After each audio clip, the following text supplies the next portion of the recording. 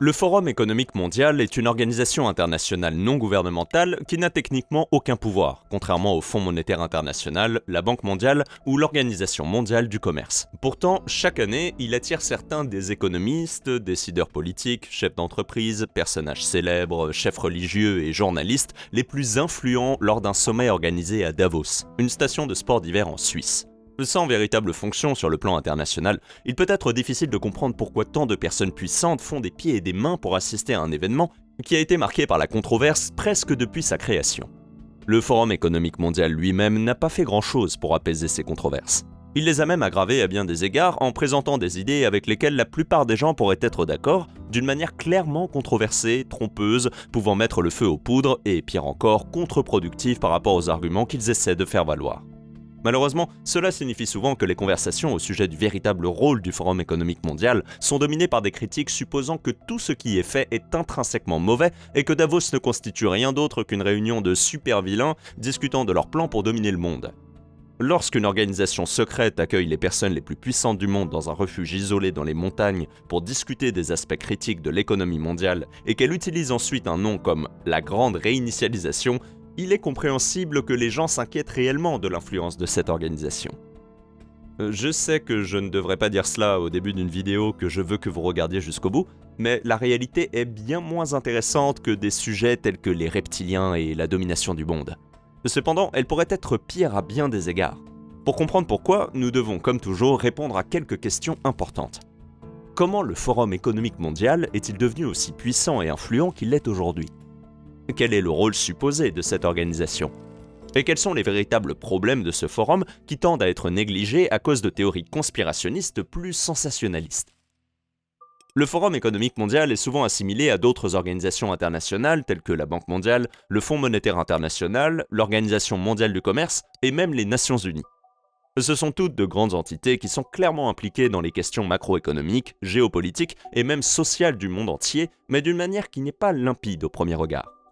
Bien qu'il existe de nombreuses similitudes entre ces groupes qui effectuent tous des recherches économiques indépendantes, conseillent les décideurs politiques, emploient des milliers d'économistes et agissent tous comme une force supposée impartiale entre les gouvernements, le Forum économique mondial est différent car il n'a pas été créé par des gouvernements et ne reçoit pas non plus de financement de leur part. La Banque mondiale, par exemple, a été créée par une délégation de 44 pays après la Seconde Guerre mondiale. Elle compte aujourd'hui 189 pays membres qui contribuent tous au financement de l'organisation avec leur propre budget à des degrés divers. Certains pays membres plus pauvres n'apportant aucune contribution et certaines nations très riches comme les États-Unis contribuant de manière conséquente. Avec cet argent, elle a pour intention d'accorder des prêts aux économies en développement afin qu'elles puissent investir dans les infrastructures et les outils nécessaires pour devenir un membre productif de l'économie mondiale. C'est l'objectif clair et public de la Banque mondiale. Bien qu'elle fasse d'autres choses, comme collecter des données économiques, dont beaucoup sont utilisées sur cette chaîne lorsque nous abordons des sujets comme les chiffres du PIB, elle ne le fait que pour recueillir des informations dont elle a besoin pour remplir son mandat principal, qui est de fournir des financements aux économies en développement. Elle ne se préoccupe pas vraiment de savoir si nous disposons de données fiables à afficher sur le tableau de bord de l'économie expliquée ou non. Le Forum économique mondial, quant à lui, n'a pas été créé par des nations. Ses origines sont bien plus modestes. Il a été initié par Klaus Schwab, ingénieur et professeur d'économie, à l'origine sous le nom de Forum européen de management. Klaus Schwab a obtenu une subvention de la Commission européenne pour organiser une conférence à Davos à laquelle les chefs d'entreprise d'Europe occidentale étaient invités afin qu'ils puissent s'informer sur les différentes pratiques de gestion employées par les entreprises américaines, les États-Unis prospérant davantage sur le plan économique. Les États-Unis prospérant davantage sur le plan économique. Cette conférence n'était pas particulièrement différente de la plupart des séminaires de management ennuyeux qui se déroulent aujourd'hui dans le monde entier. Au fil du temps, la portée et la liste des invités de ces conférences annuelles se sont développées, incluant les préoccupations macroéconomiques mondiales et les décideurs politiques pouvant les concrétiser. Beaucoup de politiciens et de décideurs ne sont pas économistes, la plupart d'entre eux ont plutôt une formation en droit. Ils ont donc généralement besoin d'apprendre les implications économiques de leurs décisions et de leurs politiques auprès de conseillers économiques. L'existence d'un espace tel que le Forum de Davos, où les personnes qui prennent les grandes décisions dans nos économies peuvent apprendre ce qui a fonctionné et ce qui n'a pas fonctionné dans d'autres pays de la part d'économistes du monde entier, présente un réel intérêt. S'il a fallu 100 ans au Royaume-Uni pour s'industrialiser complètement alors qu'un pays comme la Corée du Sud n'a eu besoin que de 2 décennies pour cela, il y a bien une raison.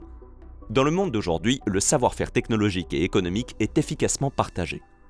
En théorie, un forum comme celui de Davos peut donc être véritablement bénéfique pour notre monde. Le plus important reste toutefois la façon dont il agit réellement. Il convient de noter que le Forum économique mondial insiste sur le fait que le sommet annuel de Davos n'est pas une conférence, mais une série de réunions entre les participants, bien qu'il n'y ait pas vraiment de différence technique perceptible. Peu importe donc. L'organisme ne se contente plus seulement d'organiser la conférence annuelle pour laquelle il est le plus connu. Il finance et publie des recherches économiques, lance des initiatives telles que sa campagne Trillion Tree et décerne des prix aux personnes qui, selon elle, ont eu un impact positif sur le monde. Le financement de ces événements et des autres activités de cette organisation à but non lucratif n'est pas assuré par les gouvernements, mais principalement par les entreprises qui souhaitent participer à ces discussions. Celles qui souhaitent assister au forum de Davos et participer à ces activités doivent payer des frais d'adhésion importants qui peuvent s'élever à plus de 600 000 $ américains, 550 824 € par an, en plus des frais d'admission individuels. Bien entendu, l'organisation, même si elle est à but non lucratif, doit trouver des financements quelque part, et c'est justement ce qui est à la source du premier véritable problème avec le Forum économique mondial. La liste des entreprises qui sont actuellement partenaires du Forum est extrêmement longue et comprend une grande partie, si ce n'est la majorité, des grandes entreprises internationales de tous les secteurs d'activité au monde. Il est donc quelque peu difficile pour le Forum économique mondial de répondre véritablement à ce qu'il prétend être, à savoir une communauté intellectuelle permettant un échange franc d'idées. Par le passé, dans ces réunions annuelles, l'accent a été mis sur des sujets tels que le capitalisme vert, l'environnementalisme, le développement des énergies renouvelables et l'entrepreneuriat social. Bien qu'il se targue de son indépendance, le Forum économique mondial ne pourrait suivre ses activités sans l'appui de cette longue liste d'entreprises internationales qui paient pour le maintenir. À sa décharge, à une échelle beaucoup plus modeste certes, même l'équipe d'économie expliquée doit considérer un point. Si nous recevons de l'argent d'un sponsor pour réaliser une vidéo, nous ne pouvons pas parler de choses qui pourraient nuire aux affaires de celui-ci. C'est pourquoi nous essayons d'éviter tout élément pouvant entrer en conflit avec une analyse impartiale des sujets que nous souhaitons traiter. Ainsi, lorsque le Forum économique mondial souhaite organiser des discussions sur l'abandon des combustibles fossiles alors qu'il est sponsorisé par BP, Shell et Aramco, cela soulève une question évidente. S'il plaide effectivement contre les intérêts de ces entreprises, pourquoi continuerait-elle à le soutenir ? Cela signifie soit que l'organisme ne peut réellement agir, auquel cas tous les grands discours sur l'amélioration du monde ne sont que greenwashing, soit que les entreprises ont d'autres raisons qui valent la peine pour elles d'être encore présentes. Une autre critique fondée formulée contre ce forum est qu'il est difficile de prendre ces initiatives au sérieux face à l'hypocrisie flagrante des participants. Tous les discours sur l'économie verte ou l'éco-capitalisme ne servent pas à grand-chose lorsque les personnes qui ont le pouvoir d'influencer ce changement arrivent pour en discuter à bord de jets privés émettant des gaz à effet de serre. Pour un événement aussi bien financé, est également critiqué le fait que le gouvernement suisse doive dépenser des millions de dollars chaque année pour assurer la sécurité à Davos. Ce qui est peut-être encore plus inquiétant, c'est que si les sujets abordés à Davos trouvent effectivement leur place dans de véritables débats politiques susceptibles de nuire aux entreprises qui paient pour rendre tout cela possible, elles financent tout de même le forum parce qu'elles ont une bonne raison plus importante de s'impliquer. Elles financent tout de même le forum parce qu'elles ont une raison plus importante de s'impliquer, ce qui se passe derrière les portes closes. La plupart des discussions, des questions-réponses avec les intervenants et des tables rondes qui ont lieu à Davos sont disponibles en ligne, ce qui est une bonne chose. Mais cela signifie aussi qu'au lieu de payer des centaines de milliers de dollars, les participants pourraient obtenir les mêmes informations en ligne gratuitement. Si les discussions ouvertes et les échanges libres d'idées étaient le véritable attrait du forum de Davos, il ne serait pas logique de payer autant pour cela alors qu'il est possible de l'obtenir gratuitement. Bien entendu, la véritable raison pour laquelle les entreprises paient autant pour assister à cet événement est de participer aux discussions qui ne sont pas publiées en ligne. Cela signifie que la plupart des discussions et des intervenants ne sont que de la poudre aux yeux, vaguement commercialisable par rapport à la véritable attraction. Un événement de réseautage pour certaines des personnes les plus puissantes du monde. Un accord lucratif conclu avec un dirigeant mondial ou même un cadre d'une autre entreprise paierait 1000 fois le prix d'entrée. Tandis que pour une entreprise qui n'y participerait pas, le prix à payer serait d'être écarté d'une opportunité discutée lors de cet événement et accordée à l'un de ses concurrents. Si le Forum économique mondial et ses meetings suscitent autant de critiques, c'est en partie à cause de l'animosité compréhensible que les gens éprouvent à l'égard d'un grand club auquel ils ne sont pas invités, surtout lorsque celui-ci discute de choses qui pourraient avoir un impact très tangible sur la façon dont ils vivent leur vie. De plus, à bien des égards, cela nuit à la dite mission du forum, qui est de permettre de discuter d'un large éventail d'idées lorsque les barrières pour s'exprimer lors de l'événement sont si fortes, et que le groupe de personnes y participant est à ce point quasiment toujours le même que Klaus Schwab lui-même l'a appelé la famille Davos. Les mêmes personnes, au même endroit, issues des mêmes milieux extrêmement privilégiés, ne pourront avoir un éventail d'idées, d'opinions et d'objectifs aussi large que possible. Ces derniers ne s'aligneront d'ailleurs pas avec ceux des gens ordinaires. Ils pourraient abaisser ces barrières à l'entrée, mais ils ne le feront pas parce que leurs principaux partenaires veulent un lieu pour faire du lobbying, pas un lieu pour entendre parler des défis des familles de la classe ouvrière. Au fil du temps, ces préoccupations évoluent naturellement, passant de « il serait bon de savoir de quoi on parle à Davos » à « ce sont des reptiliens qui complotent secrètement pour prendre le contrôle du monde ».